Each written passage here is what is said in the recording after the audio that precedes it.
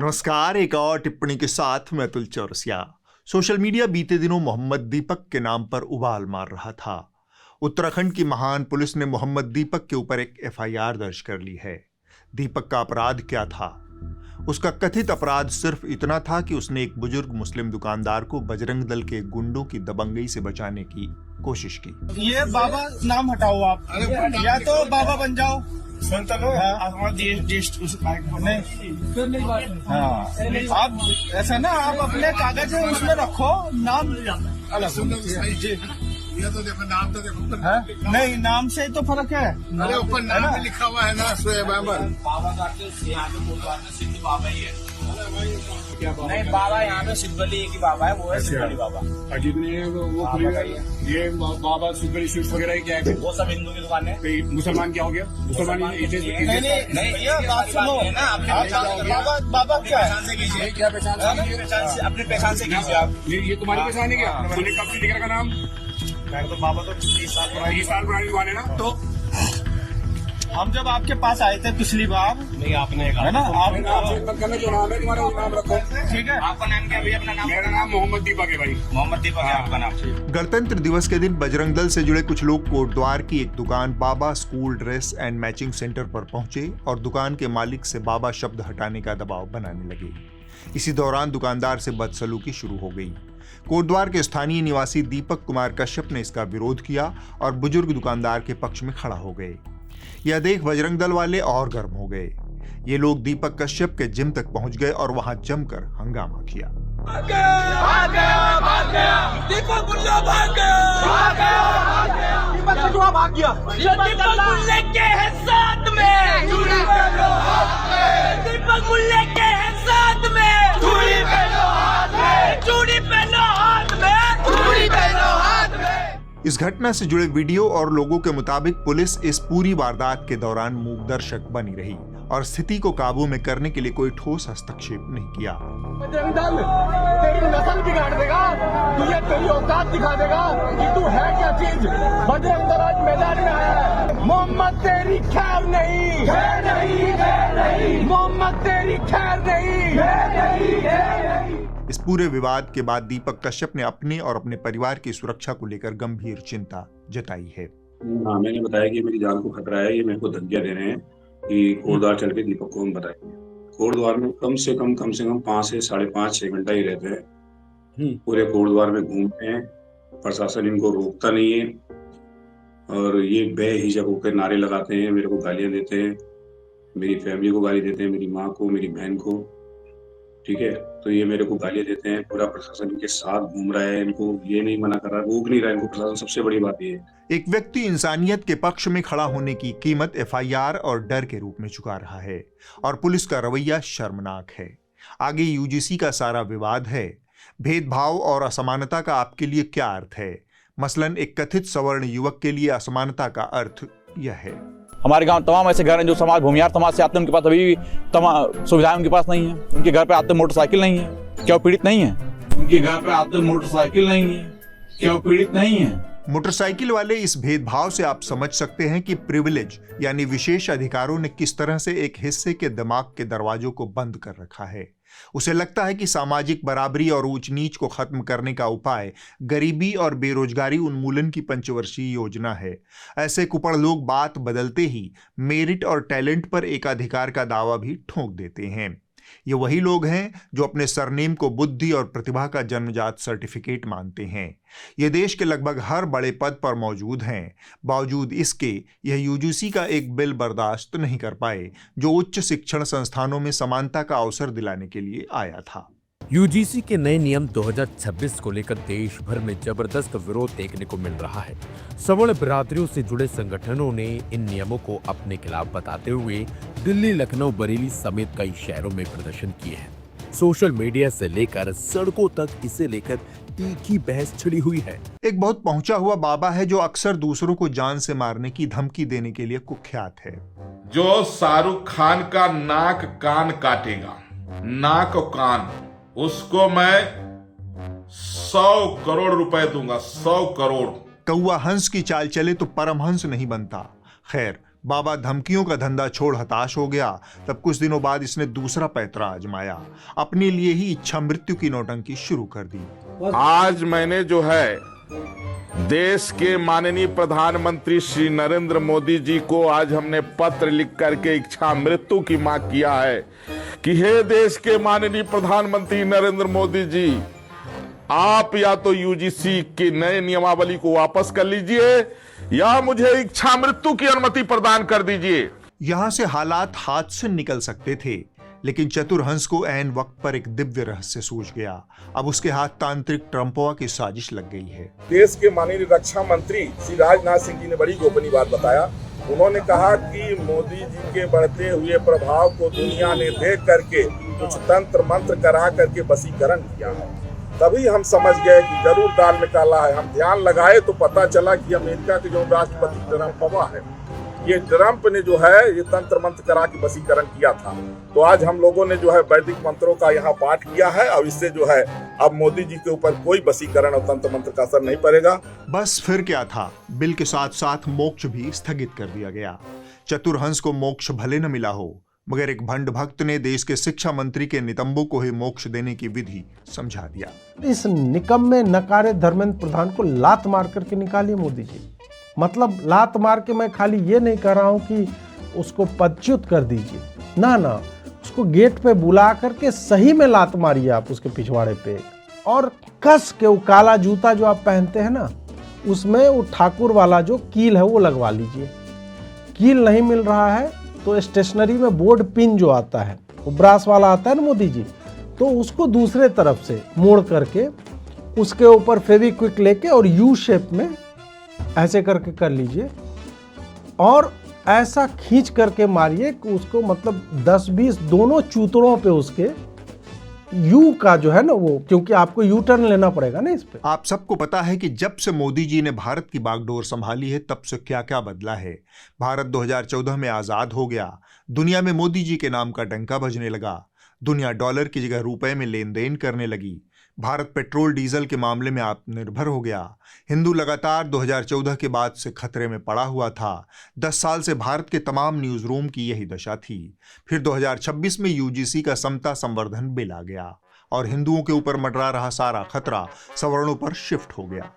अब सवर्ण खतरे में पड़ गया है।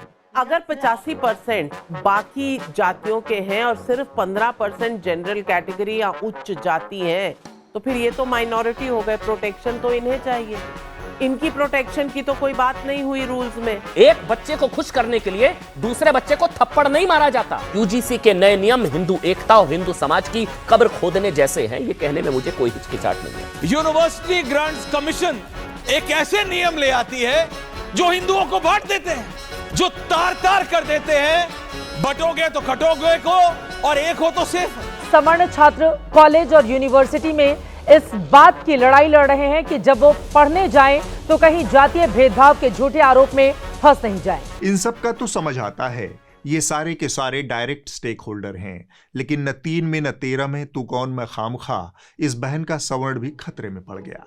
जाति सूचक केवल SC, ST और OBC के लिए ही क्यों? कोई ब्राह्मण को गाली देगा तो वो गलत नहीं है, कोई जूते 4 मारने की बात करेगा वो गलत नहीं है, वो सुअर को जनेऊ पहना देगा वो गलत नहीं है, वो कहां जाएगा? ये जवाब मैं मांग रही हूं। समानता की बात है केवल। यूजीसी की गाइडलाइन ने सारे तथाकथित हिंदुवादी एंकराओं का केंचुल उतार फेंका और उनके अंदर का बजबजाता हुआ सवर्ण मवाद खबरिया चैनलों पर रिसने लगा। तमाम करैत, डोढ़ा, धामिन, पनिया हुआ, फिटार आदि विषधर हिंदुत्व का केंचुल छोड़कर अपने असली चमचमाते हुए जातिवादी खाल में आ गए। जैसे चित्रा त्रिपाठी के शो का यह थंबनेल देखिए। अगर जाति पर लड़ेंगे ठाकुर पंडित ही फंसेंगे। ठाकुर पंडित पर आघात, ऐसे होगा सबका साथ। सबका साथ, सवर्ण पर आघात। ठाकुर पंडित जीते, बंटवारे वाले पीछे। चित्रा त्रिपाठी जिसे ठाकुर पंडितों की जीत बता रही हैं, वो जीत आखिर उन्हें किस पर मिली है? उसी तबके से ना जिसे उन्होंने सदियों से विजित कर रखा है। उन्हें जीतना तो दूर, कथित सवर्णों के साथ रेस में शामिल होने तक की इजाजत नहीं थी। इस तरह चित्रा त्रिपाठी समेत तमाम ठाकुर पंडित जीत गए। कुतर्क के मामले में अंजना ओम कश्यप हमेशा की तरह अपने साथी दरबारियों से 2 कदम आगे निकल गई। यूजीसी कहता है कि विश्वविद्यालयों और कॉलेजों में जाति आधारित भेदभाव की शिकायतों में करीब 118% की बढ़ोतरी हुई है, मगर अंजना को लगता ही नहीं कि शिक्षण संस्थानों में कोई जातिगत भेदभाव होता भी है। 2023-24 में कुल छात्रों में से करीब 50% छात्र एससी, एसटी, ओबीसी, ईडब्ल्यूएस, दिव्यांग वर्ग के थे, तो ये संख्या करीब 2 करोड़ 10 लाख हो सकती है।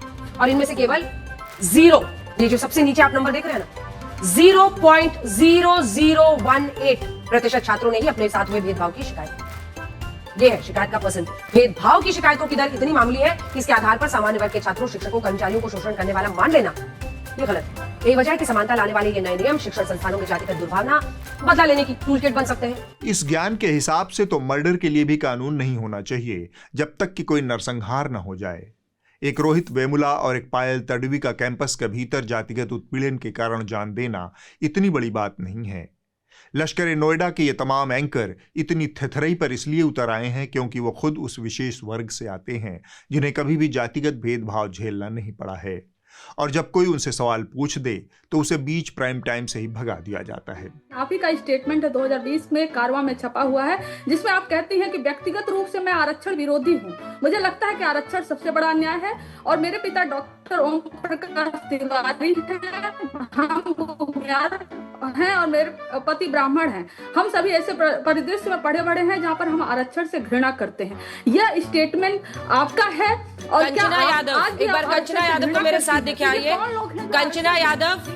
कंचना यादव, आप जिस आर्टिकल को कोट कर रही हैं उसमें मुझे मिसकोट किया गया था और उसके खिलाफ मैंने अपनी बात भी कही है। अरे ये गुस्सा हो गई ना आप? बिल्कुल गुस्सा होंगे। अगर आप फेक न्यूज फैलाएंगी तो मैं गुस्सा होंगी और आपको स्क्रीन से भी हटाऊंगी। हटाइए इनको स्क्रीन से।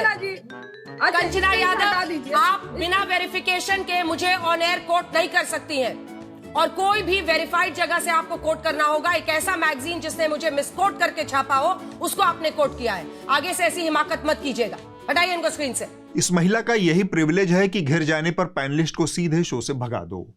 हमारे मीडिया में समाज के वंचित तबकों की न तो आवाज है न ही रिप्रेजेंटेशन।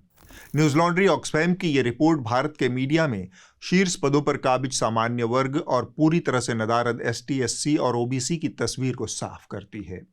यहां तक कि यूनिवर्सिटीज में भी वंचित तबके का प्रतिनिधित्व हाशिए पर है। 2022 की एक रिपोर्ट बताती है कि देश के 45 केंद्रीय विश्वविद्यालयों में सिर्फ 2 वाइस चांसलर एसटी, एससी समुदाय से हैं और महज 7 ओबीसी वर्ग से। ओबीसी प्रोफेसर सिर्फ 4% और एसोसिएट प्रोफेसर सिर्फ 6% हैं। इसके उलट जनरल कैटेगरी के प्रोफेसर और एसोसिएट प्रोफेसर क्रमशः 85 और 82% हैं। और सबसे दिलचस्प विडंबना यही है कि जिस वर्ग के पास सत्ता, अवसर और विशेषाधिकारों का भंडार है उसे हमारे देश में सामान्य श्रेणी का कहा जाता है।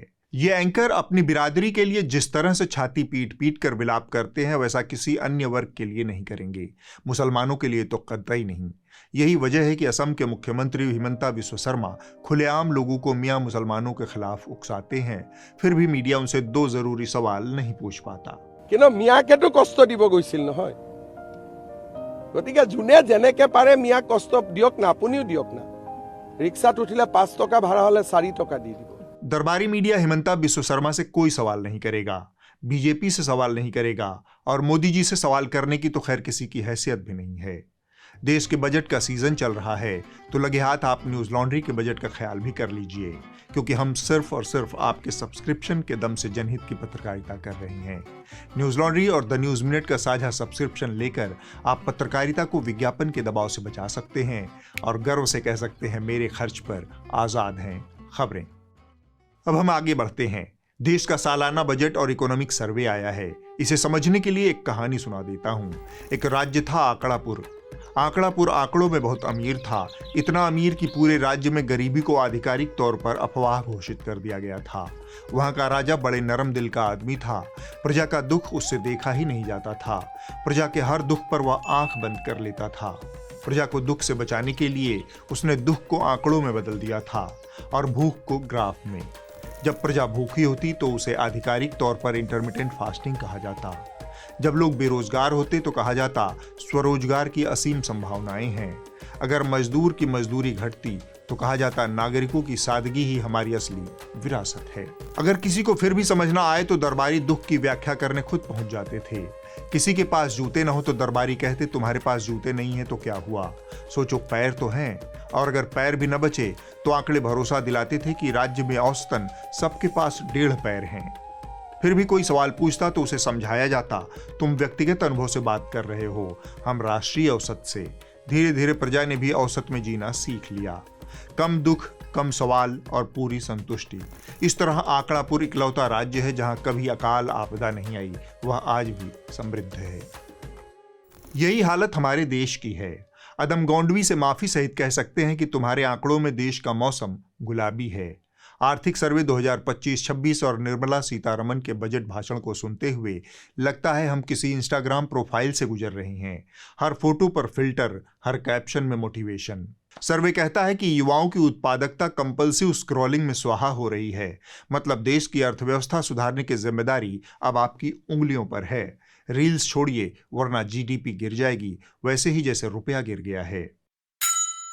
जी हाँ, आर्थिक सर्वे का कुल जमा यही है कि सब कुछ चंगा सी, बस रुपया ही थोड़ा नंगा सी। क्या कारण है हिंदुस्तान का रुपया पतला होता जा रहा है?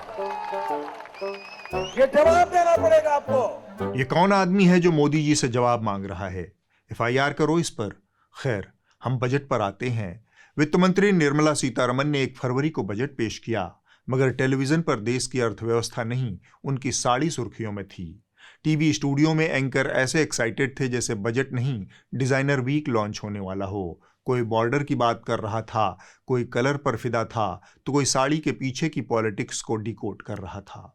2020 में पीले रंग की साड़ी पहने हुए निर्मला सीतारमण नजर आई थी। 2021 में लाल रंग की, 2022 में भूरे रंग की, 2023 में लाल और काला रंग, काला बॉर्डर है, लाल रंग की साड़ी है। 2024 में जो अंतरिम बजट पेश किया गया था उस वक्त नीले और क्रीम रंग की साड़ी थी। 2024 में ऑफ व्हाइट रंग की, 2025 में क्रीम रंग की थी और 2024 पिंक रंग की साड़ी में निर्मला सीतारमण नजर आई। तो इस बार बजट पेश करने के दौरान उन्होंने तमिलनाडु की गहरे मेहरून रंग की कांजीवरम साड़ी को चुना था। हम डिकोड करेंगे वित्त मंत्री की साड़ी डिप्लोमेसी। आखिर आज की इस मेजेंटा साड़ी का मतलब क्या है? कांजीवरम साड़ी पहनी है, पिछली बार मधुबनी साड़ी थी, उसमें मखाना बोर्ड और ये सब निकल कर आ गया बजट में। खैर, साड़ी पर चर्चा खत्म हुई और निर्मला जी ने बोलना शुरू किया। करीब 54 लाख करोड़ रुपए के इस बजट को सुनते ही सबसे पहला रिएक्शन शेयर बाजार से आया। बजट को सुनकर शेयर बाजार रिफॉर्म एक्सप्रेस से फिसलता हुआ सीधे धड़धड़ाकर जमीन पर आ गिरा। बजट आया और मार्केट एकदम से क्रैश कर गया। दलाल स्ट्रीट ने बजट 2026 को कंप्लीटली रिजेक्ट कर दिया है और सिर्फ कुछ घंटों के अंदर सेंसेक्स 1600 पॉइंट टूटकर 81,500 के स्तर पर आ गया है और निफ्टी भी 550 पॉइंट टूटकर 25,000 के नीचे फिसल गया है।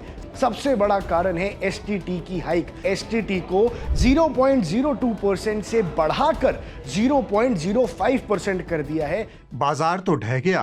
इसके बाद निर्मला जी ने घोषणाओं की बारिश भी की, लेकिन बाजार को फर्क नहीं पड़ा। बुनियादी ढांचे पर खर्च बढ़ाकर 12.2 लाख करोड़ रुपए कर दिया है। मसलन सड़कें बनेंगी, पुल बनेंगे, रेलें दौड़ेंगी, मेट्रो फैलेगी। अगले 5 सालों में 20 नए वाटरवेज बनाने की भी योजना है। 7 हाई स्पीड रेल कॉरिडोर भी बनेंगे। टेक्नोलॉजी सेक्टर के लिए सरकार सेमीकंडक्टर मिशन 2.0 शुरू करेगी। इस बार बजट में एक नया शब्द भी जोड़ा गया, ऑरेंज इकोनॉमी। वित्त मंत्री के मुताबिक एनिमेशन, विजुअल इफेक्ट्स, गेमिंग और कॉमिक सेक्टर तेजी से बढ़ रहा है और 2030 तक इसमें 20 लाख प्रोफेशनल्स की जरूरत होगी। इसी दिशा में मुंबई के Indian institute of creative technologies को 15,000 सेकेंडरी स्कूलों और 500 कॉलेजों में AVGC कंटेंट क्रिएटर लैब स्थापित करने में मदद दी जाएगी। वैसे गेमिंग में क्या करना है ये तो मोदी जी हमें पहले बता ही चुके हैं। मैं तो आप नौजवानों से आग्रह करता हूँ, हमारी जो कहानियां है, कहानी किससे है, रामायण है, महाभारत है, बहुत कुछ है, क्या हम उसमें गेमिंग की दुनिया में ले जा सकते हैं इन चीजों को? हमारे हनुमान जी पूरी दुनिया की गेमिंग को चला सकते हैं। खैर, इस बार रक्षा बजट में भी पिछले साल के मुकाबले करीब 15% की बढ़ोतरी की गई है। यह 7.84 लाख करोड़ रुपए कर दिया गया है। वहीं दूसरी तरफ लोकपाल का बजट घटाकर 30 करोड़ रुपए कर दिया गया है, जो पिछले साल करीब 44 करोड़ रुपए था। इसके 2 ही मतलब हो सकते हैं, या तो देश में भ्रष्टाचार कम हो गया है या फिर अब सरकार को अधिकारियों के खिलाफ शिकायतों की जांच में कोई दिलचस्पी नहीं रही। जनता को आप मूर्ख समझना बंद कर दीजिए। गरीबी को लेकर भी सरकार ने अपनी पीठ थपथपाई है। बजट भाषण में कहा गया कि लगभग 25 करोड़ लोग भारत में पिछले दशक में बहुआयामी गरीबी से बाहर आए हैं। Close to 25 crore individuals have come out of multi-dimensional poverty through a decade of our government's sustained and reform-oriented efforts. बहुत बढ़िया। अब बस कोई जल्दी से जाकर इन 25 करोड़ लोगों को ढूंढ ले ताकि वो भी जान सके कि अब वो गरीब नहीं रहे। एक जमाना था जब हम भी गरीब हुआ करते थे, रातों रात करोड़पति हो गए हम। पूरे बजट शो के दौरान मिडिल क्लास दर्शक दीर्घा में बैठा तालियां बजाता रह गया। उसके हिस्से कोई बड़ा ऐलान नहीं आया। इनकम टैक्स स्लैब में कोई बदलाव नहीं किया गया, बस प्रक्रियाओं को थोड़ा आसान करने की बातें हुई। अब आप इस हफ्ते की रिपोर्ट देख लीजिए। जो कही जा रही थी बातें कि अंदर में भी सोशल इस हफ्ते की report shades of rural India से है। पश्चिम बंगाल के जलपाईगुड़ी जिले के बाराडीघी चाय बागान में खड़ी ये लोही की जालीदार गाड़ी इन बच्चों का अस्थायी ठिकाना है। 2 महीने से 3 साल की उम्र के ये बच्चे पतले दुपट्टों और पुरानी साड़ियों से बने झूलों में दिन काटते हैं। इनके पास न खिलौने हैं न खुला आंगन। इनके पास कुछ है तो बस इंतजार, अपनी माँ का जो चाय के बागानों में मजदूरी करती है। हम लोग लेके आते हैं, जैसे 5 महीने से लेके आते हैं यहाँ पर। 5 महीने से फिर छोटा ही रहता है, उसके बाद बड़ा हो जाता है। 2 साल के बाद यहाँ से हम लोग को क्रेश हाउस में रखना चाहिए, तो क्रेश हाउस तो बनाया है लेकिन नहीं दे रहे हैं। हम लोग तो बागान तो हम लोग का काम ही है आना, तो क्या करेगा। बच्चा छोटा होने से भी तो हम लोग को तो बागान काम से तो हम लोग का बाल बच्चा है जो है उसका हम लोग को पालना पड़ता है, फैमिली पालना पड़ता है। इसलिए हम लोग मजबूरी हम लोग को भी कमाना ही पड़ता है बागान में, क्या करेगा। अगले हफ्ते होगी एक और टिप्पणी। नमस्कार।